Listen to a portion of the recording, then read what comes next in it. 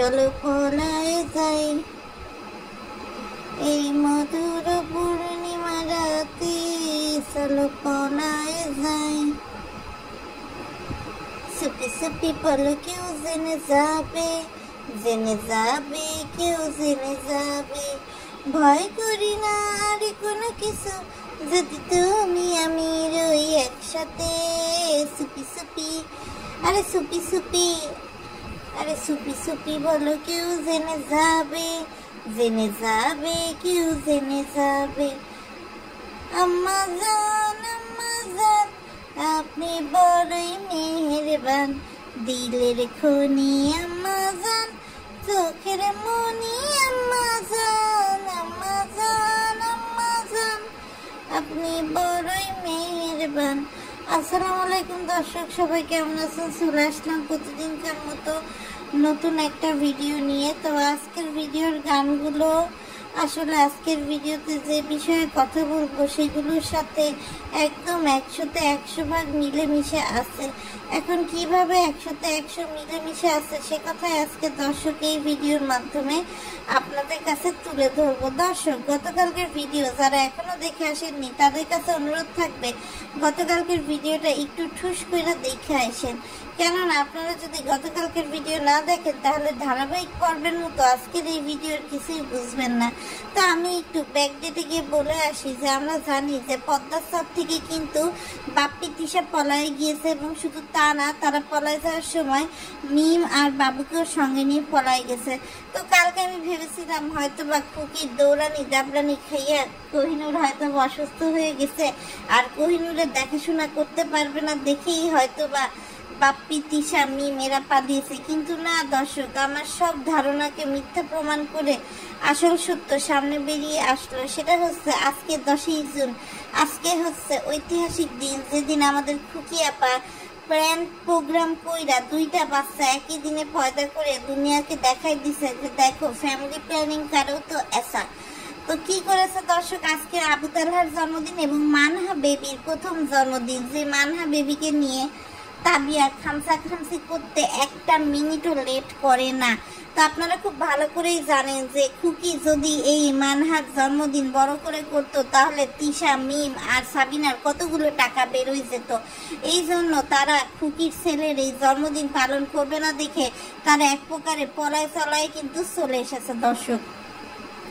আর একটা দিনের জন্য তারা কিন্তু চাইলেই জন্মদিনটা করে আসতে পারত। আমরা জানি যে ব্যাপারী পরিবার খুবই আনন্দপ্রিয় মানুষ, তারা যে কোনো ধরনের বিয়ে, জন্মদিন, অনুষ্ঠান, মরা বাড়ি, জ্যান্ত বাড়ি, জেতা বাড়ি সব বাড়িকেই তারা কিন্তু একদম ফুল অন সেলিব্রেশন মুডে কিন্তু পরিবর্তন করে দিতে পারে।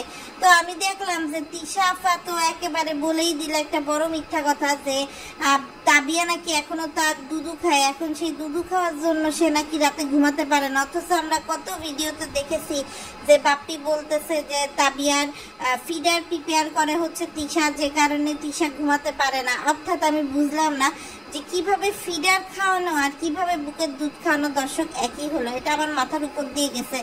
যদি কেউ বুঝে থাকেন জানাবেন। তার উপরে আবার তিশারা হচ্ছে থাইরয়েড রোগ, তো একজন থাইরয়েড রোগী কিভাবে কি খাওয়াইতে পারে আমার আসলে জানা নাই। তো যাই হোক দর্শক, একটা বিষয় খেয়াল করলাম যে তিশা এত বড় মিথ্যাচার করে নিজেকে যতটা পজিটিভ ভাবছিল বানাবে ঠিক ততটাই নেগেটিভ হয়ে গেছে। আর এই জন্যই কিন্তু আমাদের মিম আপা দেখলাম বাবুকে নিয়ে বাড়ি থেকে চলে আসার নাম করে ঠিকই সাবিনার বাড়ি গিয়ে ফুচকা খাইতেছে, খালি গায়ে বাবুকে নিয়ে স্কুলের মেয়েদের সামনে গিয়ে টিস করছে, চিপা তাল গাছ তলায় গিয়ে হচ্ছে দুজন গুটুরগু করছে।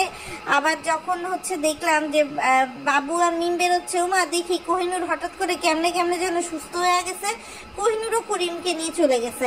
অর্থাৎ সাবিনার বাড়ি কিন্তু এখন আবার ফাঁকা ঘরের মাঠ, আর সেই সাবিনার ফাঁকা ঘরের মাঠে এবার উঠে এসেছে সাবিনার শাশুড়ি, নানি শাশুড়ি, নানা শ্বশুর, 2 ননদ আর হচ্ছে শাশুড়ি ইটসেলফ।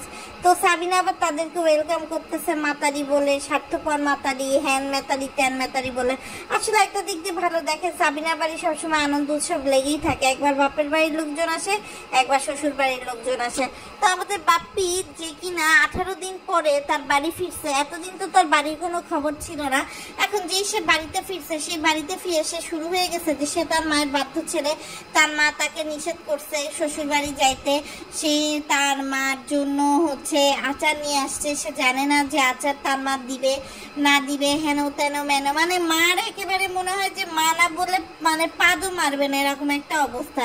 আর আমাদের তিশা আপাকে তো জানেন, যেই সে গাড়ি থেকে নামছে তার বমি বমি ভাব শুরু হয়ে গেছে। শুধু বমি বমি ভাব বলে না, তার মুখটা তো অলওয়েজ কালো হয়ে থাকে। শ্বশুর বাড়ি আসলে আর কারোর মুখ খারাপ হোক বা না হোক, অবশ্যই তিশার মুখ খারাপ থাকে। তো তিশা এই শ্বশুর বাড়ি আসার পরে তার নতুন ভিডিও হচ্ছে সে হচ্ছে পারুল খালাকে একটা কানের দুল এনে দিছে।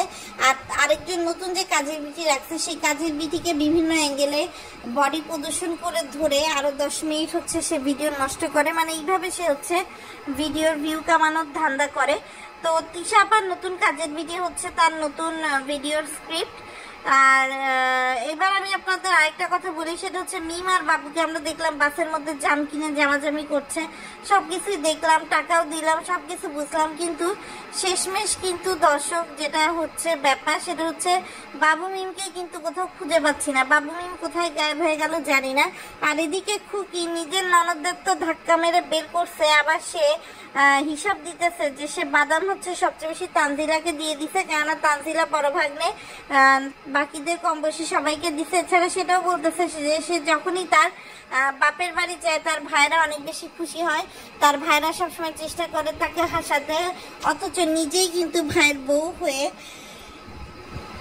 সে কিন্তু তিশা, সাবিনা, মিম এদেরকে কখনোই কিন্তু এন্টারটেইন করে নাই। অথচ দেখেন আপনার নিজে কিন্তু যখন হচ্ছে নিজের বাপের বাড়ি আসছে তখন কিন্তু প্রশংসার পঞ্চমুখ। এই জিনিসগুলো আসলে উপর থেকে আসে। এই জিনিসগুলো যদি আসলে একজন একজনের সাথে মেনটেন না করে, একজন কিন্তু বারবার হেসে কথা বলে বা একজন কিন্তু বারবার সম্পর্ক ভালো রাখার চেষ্টা করে আসলে রাখতে পারবে না। আর আরেকটা বিষয় দর্শক যেটা আসলে বলতে চাই, সেটা হচ্ছে তানজিলার বিষয়টা। তানজিলার বিষয়টা নিয়ে অনেকেই কথা বলছে।